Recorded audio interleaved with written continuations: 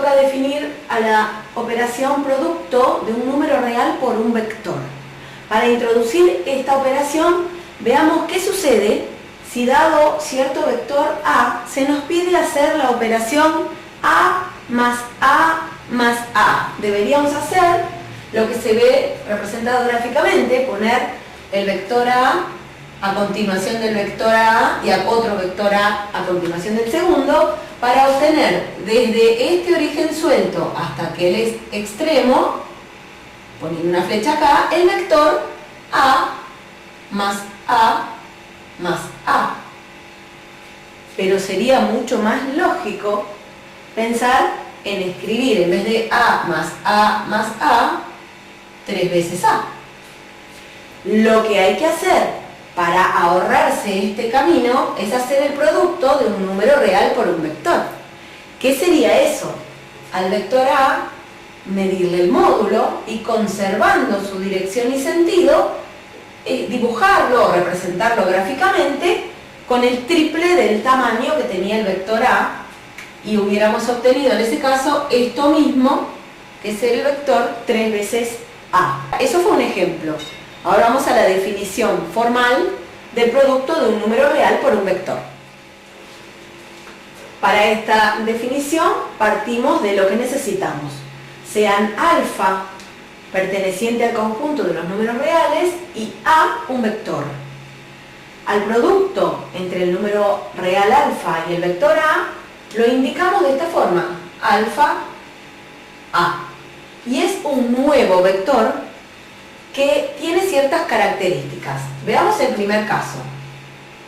Si alfa no es 0 y A no es el vector nulo, el módulo de alfa por A es igual al valor absoluto del número alfa por el módulo del vector A.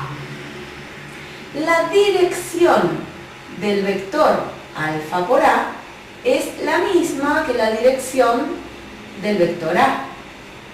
Y el sentido del vector alfa por A será igual al sentido del vector A si alfa es un número positivo.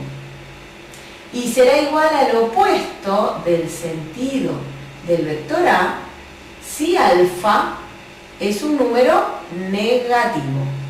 Ahora bien, si alfa es igual a 0 o el vector A es el vector nulo, el vector alfa por A no será otro que el vector nulo. Antes de ver las propiedades del producto de un número real por un vector, veamos esta observación. Si un vector B se obtiene del producto de alfa por A para algún alfa en los reales, se dice que el vector B es múltiplo escalar del vector A. Así lo vamos a mencionar. Ahora sí, vamos a ver las propiedades. Para enunciar las propiedades del producto de un número real por un vector, veamos. Sean alfa y beta números reales y A y B vectores.